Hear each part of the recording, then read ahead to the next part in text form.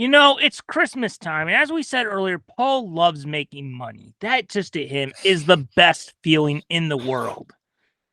And I think you know what that means. It is time once again for us to, I guess, be shills in a way and Yeah, put out, great segment for it. yes, and help push one of Paul's products in Paul's product placements. Yeah, P cubed. Yes. PPP. So, which one did we want? I'll choose a random one. Oh, okay. This one's a little bit self-describing. This one self-explanatory. It's all we really have is a title, but I'm sure you can Google it. All right. It is the Inflatable Titanic Backyard Slide. Oh, the inflatable Titanic? Titanic. It's literally half the Titanic standing up as you slide down into the water. Oh no. It's inflatable. You can get it yourself. Yeah, this is literally like a 45-degree angle Titanic boat replica of blown up with air with some like slip and slide style blue blow up water at the bottom that turns into a wave. Yes. No life rafts on this boat. You know, the question with something like this comes up, and I'm really trying to sell this product here because, like, again, Paul, I want us to have power and internet until we've gotten through our special. I want to say what my favorite movie of the year is, my favorite show of the year, all that stuff, and I can't do that so. I'm gonna really try and sell this. With stuff like this, the question always has to come up. Is it too soon? Are we being insensitive? Yes. Now, it has been 110 years. Yeah, and that's why and I think that they could use this as like their slogan. It's not too soon. Get over it. And Yes. so let's all say what we've all been thinking this whole time when you saw the movie. You saw the illustrations. Yes. It looks like a fun slide. It does, doesn't it? I mean, you can't, it's novel. You see a boat at a complete 45-degree angle. Things, you see, a table. Imagine being on that table. How are you supposed to get up there? Probably a ladder up on the back. I bet the maybe that's part of why Paul needs to that. sell them, because that was a design part they forgot. Yeah, they made 10,000 of them and blew one up as a sample, and they're like, "Yup, looking good." And then one person's like, "How do you get up?" And then Daddy, I want to play on it. How do I get up? And he's like, "Oh crap! Toss the kid onto the top." Yeah. Because it'd be inauthentic for the Titanic to have a ladder, but I have no idea how they're supposed to get up.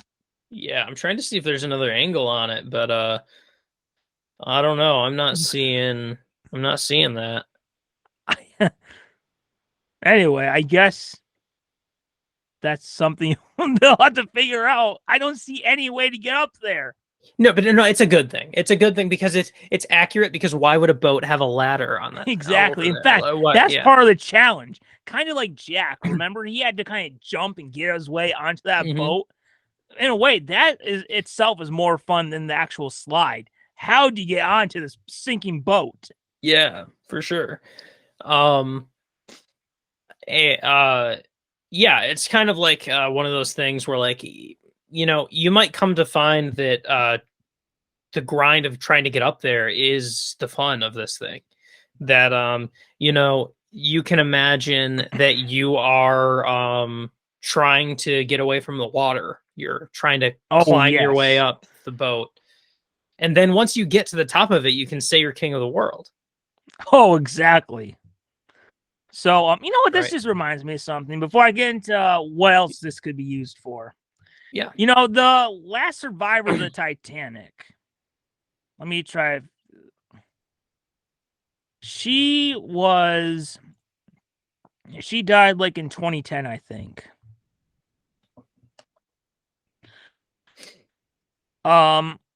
Passengers.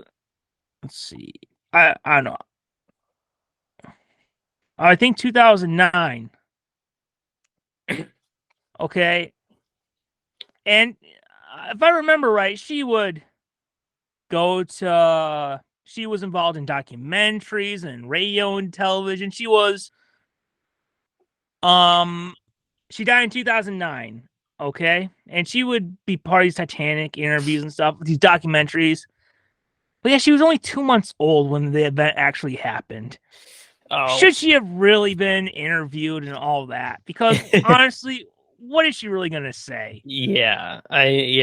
How did being on a boat when you were a kid affect you? 2 months old. Yeah. Yeah, for all I know, I was on the Titanic. I wouldn't remember that. Yeah, exactly. She'd be like, "Oh, it's a time I'll never forget. The water was rushing everywhere as we crashed into the rocks." You mean the iceberg? Oh, right, the iceberg. I totally forgot about it. I didn't see the movie, guys. But it was horrible. All the deaths, and there were no lifeboats. There were a few. Oh, there were a few, but it felt like there were none. Oh my! But not enough for the women and children. They let the women and children go first. Oh, but not for...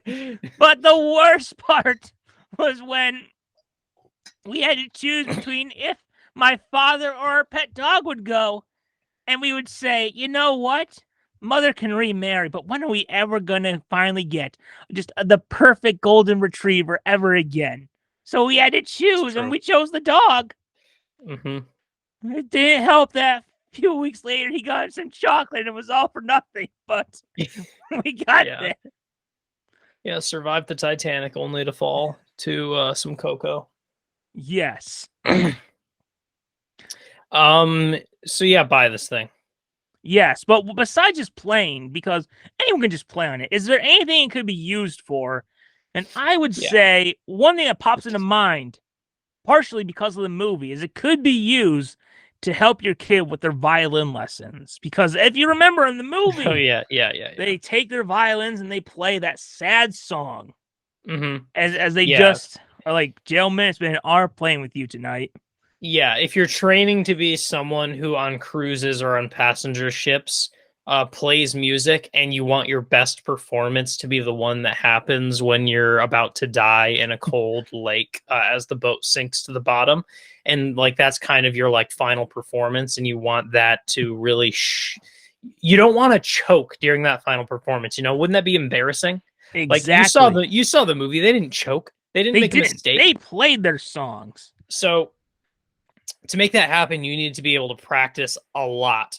Saying like, you know, so you climb your way up there, which is half the fun, and then you get up there, and that's where you practice violin every day. And during that time, as you practice, you know you're done when your parent starts to deflate and let the air out of the thing, and you are literally sinking with the Titanic as you play your song. And if you can do that, then maybe you can accomplish your parents' dreams of you playing the violin at people's funerals. Because if you can handle the pressure of your own death, other people's death really doesn't matter. Like, it's nothing. Could you imagine just like here as we lay grandpa to rest and you're playing the violin, you hear squeak, and then like the people lowering the casket like, what the crap was that? And then you hear a boom, and then the coffin just drops into the ground, and it's like, it's okay. You okay, Grandpa? Oh, it doesn't matter. He'll be fine. Yeah.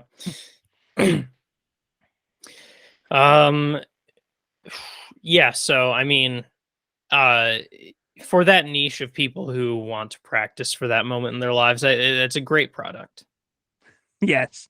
And of course, if you're a person who goes on if you're a boating person, which I don't understand the appeal of like wanting to own a boat.